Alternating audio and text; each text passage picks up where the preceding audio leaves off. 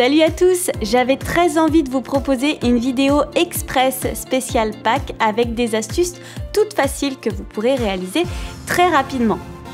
Vous allez voir qu'en plus vous n'aurez pas besoin de beaucoup de matériel. C'est parti! Tout d'abord, je vais commencer par vous montrer comment faire des boîtes à bonbons kawaii.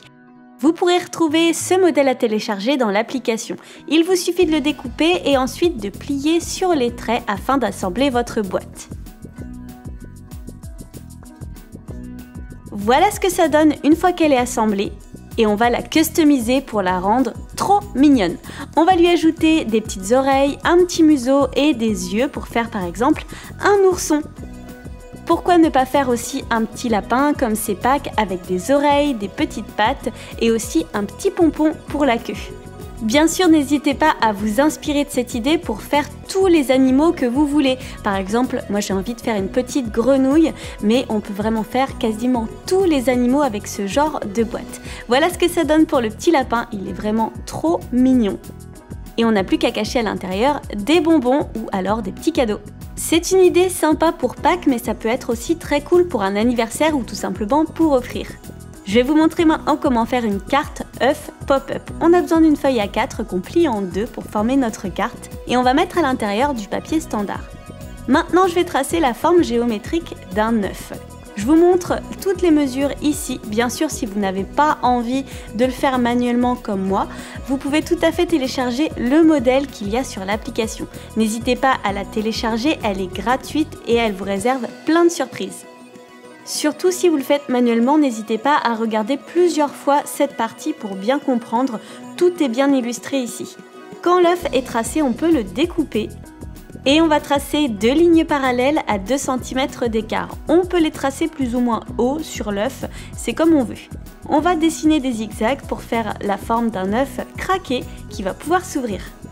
J'ai retracé ma forme dans du papier un peu épais. Je vais ensuite la retracer une deuxième fois sur du papier standard, ça va me permettre de dessiner un petit animal à l'intérieur et d'être sûr de la dimension de cet animal.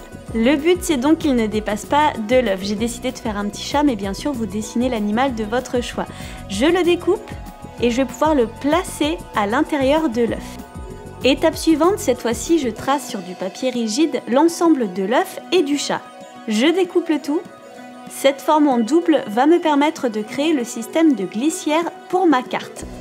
Ma forme en double est prête, je vais pouvoir la fixer avec du scotch pour être sûr qu'elle reste bien assemblée. J'ai créé une petite languette en papier, donc toujours rigide. Je vais dessiner sa forme au milieu et au dos de ma forme d'œuf. Et je vais donc découper grâce à cette marque l'espace où elle sera placée. Je vérifie bien les mesures et une fois que c'est fait, je peux découper ma deuxième forme pour ne garder que les côtés. Ces côtés vont nous servir à rigidifier et à surélever la première forme d'œuf qu'on avait découpée et sur laquelle on avait collé notre petit chat. On assemble tous les morceaux donc de cette deuxième forme qu'on a récupérée. Ça va nous permettre de surélever le dos de notre création de manière à y glisser la languette. Au dos et seulement sur la partie supérieure de l'œuf, on va coller la languette. Et on va coller à la carte seulement la partie inférieure de l'œuf avec le chat. Bien sûr, on n'applique pas de colle sur le haut de l'œuf parce qu'on veut qu'il s'ouvre et se referme. Voilà ce que ça donne. On va pouvoir décorer la carte avec des stickers ou encore écrire un joli mot dessus. Et voilà! On continue avec une idée toute simple et très rapide, faire un lapin en peluche. On va réaliser 2 pompons. Ici, j'utilise une machine à pompons, mais si vous n'en avez pas, vous pouvez regarder dans la fiche qui s'affiche juste au-dessus. Je vous montre comment en faire sans machine. J'ai réalisé un premier gros pompon, ça va être le corps du lapin. Au centre de la machine, je vais passer un grand fil pour faire un double, voire un triple nœud, pour que tous les fils du pompon tiennent bien ensemble. C'est à peu près la même technique quand on n'a pas de machine. Et surtout, il faut laisser une bonne longueur pour ce fil central. J'ai réalisé un deuxième pompon plus petit pour la tête. Et on va pouvoir les assembler ensemble grâce aux fils qu'on a laissés longs et avec lesquels on peut faire des doubles ou triples nœuds. On coupe les excédents de fils et voilà le corps du lapin.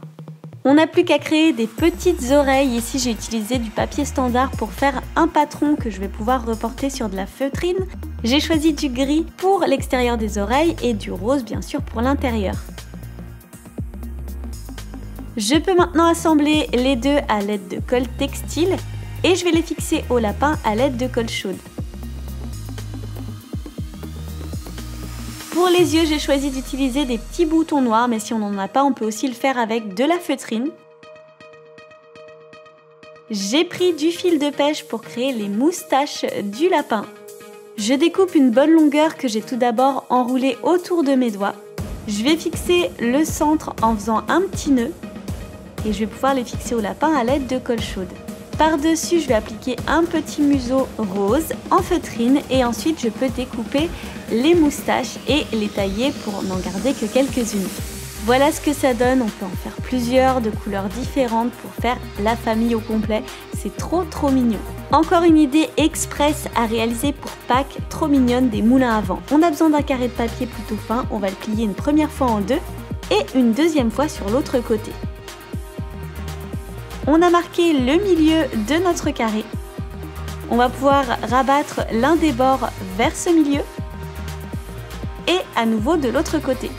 On obtient un rectangle qu'on va maintenant à nouveau replier en deux et on obtient un carré. Petite partie délicate, on va rabattre l'un des côtés sur le trait marqué tout en haut. Voilà ce que ça donne, on fait la même chose de l'autre côté. Et ensuite, on va pouvoir déplier le papier pour le rabattre de cette manière. Une fois que c'est fait, on obtient un peu comme une forme de barque, de bateau. Et on peut faire la même chose de l'autre côté. On obtient un polygone à 6 côtés et on va pouvoir replier les pointes, mais seulement une sur deux pour révéler la forme du moulin à vent. Ensuite, on va planter au centre une punaise qu'on va venir planter elle-même sur un pic à brochette. Voilà, c'est tout simple, vous savez maintenant comment réaliser des moulins à vent trop mignons. Vous pouvez en faire de tailles différentes, ici j'en fais un plus petit parce que quand c'est petit c'est encore plus mignon. Et pour être sûr que personne ne se pique avec la punaise, on peut ajouter un petit point de colle chaude au dos. Voilà, c'est vraiment tout simple et j'aime beaucoup le design des moulins à vent. On continue avec un pot à crayon lapin. On a besoin d'un pot, jusque là rien de très surprenant. On va mesurer sa circonférence et on va la retracer sur du carton. On découpe le carton à l'aide d'un cutter et on va regarder si la taille est bien adaptée au pot. C'est bon, ça fonctionne, on va pouvoir percer des trous au centre un peu partout à l'aide d'un crayon de couleur. Et on va recouvrir le carton à l'aide de papier mousse. On va utiliser du papier de soie ou du papier crépon pour recréer de l'herbe qu'on viendra coller à l'intérieur du pot. J'ai découpé un tronçon de papier et je viens découper aléatoirement des pointes sur l'un des côtés. Voilà ce que ça donne une fois déplié et on va pouvoir coller le tout à l'aide de colle chaude ou de colle forte à l'intérieur du pot. Je n'ai pas hésité à faire plusieurs tours du pot à des hauteurs différentes pour vraiment recréer l'effet d'herbe un peu inégale. Voilà ce que ça donne, c'est tout bête mais vraiment trop joli. Cette fois-ci j'ai recréé deux pompons mais pour faire le corps et la queue du lapin, je les assemble et je viens les coller sur le bord du pot. Je vais pouvoir ajouter des petites pattes que j'ai découpées dans de la feutrine blanche et j'ajoute aussi quelques petits coussinets roses. Ça nous donne l'impression d'un petit lapin en train de creuser la terre, c'est trop mignon. On va pouvoir customiser des crayons, j'ai choisi des crayons de couleur vert mais bien sûr vous pouvez choisir ce que vous voulez comme crayon. Et on va retracer dans du papier mousse des fleurs. Je découpe les fleurs et je vais venir coller au centre des petits ronds jaunes pour faire le cœur. Et ensuite, on n'a plus qu'à fixer à l'aide de colle chaude ou de colle forte les fleurs sur les crayons. C'est tout simple, mais c'est vraiment trop joli. Je fais un gros bisou à l'abonné qui m'avait envoyé un mail pour me montrer l'histoire du pot avec le lapin qui creuse à l'intérieur. Je l'ai adapté en pot à crayon, mais c'est une super idée. Je vais maintenant vous montrer comment faire un pot poussin. On a besoin d'un pot en verre et de peinture acrylique. Je vais mélanger ensemble du jaune et du blanc pour obtenir une couleur jaune un peu plus claire. Je peins le pot et voilà ce que ça donne une fois qu'il est recouvert. On va découper dans de la feutrine et du papier mousse des ailes mais aussi des petites palmes, un bec. J'utilise de la colle chaude pour fixer les différents éléments mais ça peut marcher également avec de la colle forte. Je fixe le petit bec et à l'aide d'un crayon à papier, je vais venir dessiner les yeux et les joues. J'aime bien réaliser un brouillon avant de peindre pour être sûre de ne pas me tromper. En plus, le crayon se gomme sur la peinture, donc c'est top. Ensuite, j'ai découpé des petites bandes de papier sur lesquelles je vais renseigner un endroit où j'ai caché des œufs. Par exemple dans une plante, dans un objet, dans une lampe, dans mon sac. Et on va faire une chasse au trésor où on va donner quelques indices. On met tout dans le pot. Et ensuite c'est parti pour la chasse à l'œuf. On n'a plus qu'à faire piocher à nos invités des petits papiers pour qu'ils aillent trouver les œufs. J'adore cette idée et en plus le pot est vraiment trop mignon. Et voilà, j'espère que toutes ces astuces de dernière minute pour Pâques vous auront plu. Oui, je suis sûre que vous avez encore le temps de les créer. Il faut pas beaucoup de matériel et en plus il y a des modèles disponibles dans l'application. C'est gratuit, n'hésitez pas à la télécharger. Et en plus, vous pourrez nous envoyer via cette application les photos des créations que vous aurez recréées. N'hésitez pas à me dire en commentaire quelles idées vous avez préférées ou quel thème de vidéo vous aimeriez voir bientôt sur la chaîne. Et moi, je vous fais des très gros bisous et je vous dis à très vite pour une nouvelle vidéo. Joyeuse Pâques, salut!